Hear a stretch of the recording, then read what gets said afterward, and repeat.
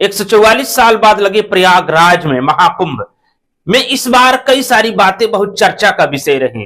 कई साधु वायरल हुए, कई साध्वियां वायरल हुई और कई सारी ऐसी ऐसी बातें आई जिन पर प्रकाश डालना बहुत जरूरी है। उसमें पहला नाम आता है most beautiful so called Sadhvi influencer Harsha Richharia का। हर्षा रिछारिया को मीडिया ने और कई लोगों ने उनको साध्वी घोषित कर दिया, लेकिन जब इस बात की थोड़ी सी जांच पड़ताल होती है तो कई वीडियो में हर्षा रिछारिया यह कहते हुए सामने आती हैं कि मैं कोई साध्वी नहीं हूं, मैं तो पाश्चात्य संस्कृति में रमी बढ़ी हूं और धीरे धीरे मेरा मन उससे ऊब गया तो मैं अपने सनातन धर्म की संस्कृति की तरफ अपने आप को मोड़ चुकी हूं और यहां पर मैं अपने गुरुओं के शरण में मैं आ चुकी हूं। बस इसी बात को लेकर पता नहीं ऐसा क्यों हो रहा है कि कई संत लोग उनके ऊपर हावी हो चुके हैं, उन पर हमला बोल रहे हैं, कई तीखे बयान बोल रहे हैं। इन सभी बयानों से आतुर होकर हर्षा रिछारिया एक मीडिया को बयान देते हुए काफी रोने धोने लगती हैं और वह खुद को 10 बाई 10 के टेंट में कैद कर चुकी हैं।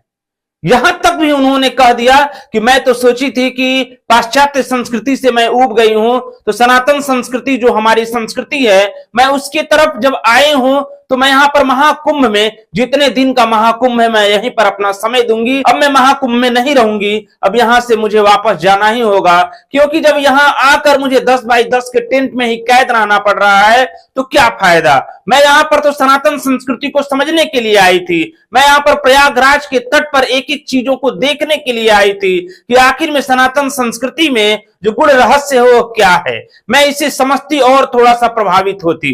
कई जगह तो हर्षा रिछारिया को सोशल मीडिया इन्फ्लुएंसर भी कहा जा रहा है, कई जगह तो इन्हें मॉडल के तौर पर भी प्रस्तुत किया जा रहा है। इन सारी बातों का जवाब देते हुए हर्षा रिछारिया कहती है कि मैं मॉडल नहीं हूं, मैं इन्फ्लुएंसर हूं लेकिन मैं मॉडल नहीं हूं, मैं तो एक पाश्चात्य संस्कृति में मैं रही बड़ी हूं। दूसरी बात जब आती है सामने तो आईआईटी वाले बाबा इस समय काफी ज्यादा वायरल हो चुके हैं। आईआईटी वाले बाबा के पास मीडिया के लोगों का इंटरव्यू लेने के लिए लाइन लगी हुई है। वहां पर वो कई मीडिया के साथी को बातचीत में कहते हैं कि मैं कनाडा में 36 लाख के पैकेज को मैं छोड़ चुका हूं। मैं जब भी अपने पढ़ाई भी करता था बचपन में तो उस समय भी मेरा ध्यान आध्यात्म की तरफ ही था। ये राजस्थान के रहने वाले आईआईटी वाले बाबा वो बताते हैं कि जब मैंने नौकरी करने लगा तो मैं कई सारे जो बड़े बड़े लोग थे उनको भी देखकर मैं हतप्रभ था कि आखिर में ये जो पैसा रुपया है इसे लेकर तो हम लोग कहीं जाएंगे नहीं, तो फिर कमाने का क्या फायदा है। बस यही कारण था कि मैं फिर से अपने सनातन संस्कृति की तरफ, मैं कनाडा में जो जॉब कर रहा था 36 लाख के पैकेज पर, मैं उसे छोड़कर सन्यासी के तौर पर अब मैं आ गया हूं और यहां पर महाकुंभ में मैं मजबूती के साथ हूं और सनातन संस्कृति को मैं अभी भी समझने के क्रम में हूं। तीसरी बात आती है चिमटा वाले बाबा का।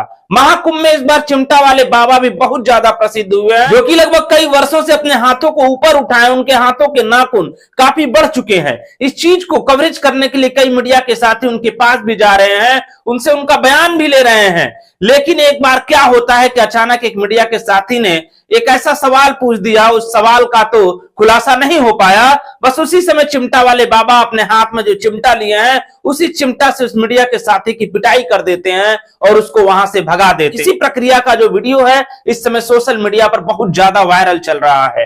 अब अंतिम बात होती है 2027 में भारत हिंदू राष्ट्र होने की भविष्यवाणी करने वाले गंगापुत्र त्रिदंडी स्वामी जी महाराज बक्सर वाले की भविष्यवाणी। महाकुंभ में ही एक जगह संतों का समागम चल रहा था, वहां पर प्रवचन चल रहा था, उसी समय उन्हें प्रवचन देने का मौका मिलता है और वहां पर वे यह घोषणा करते हुए और साथ ही यह भविष्यवाणी करते हुए नजर आते हैं और कहते हैं बहुत जल्द ही लगभग 2027 तक गौ माता को राष्ट्रीयता का दर्जा दे दिया जाएगा और साथ ही भारत हिंदू राष्ट्र घोषित हो जाएगा।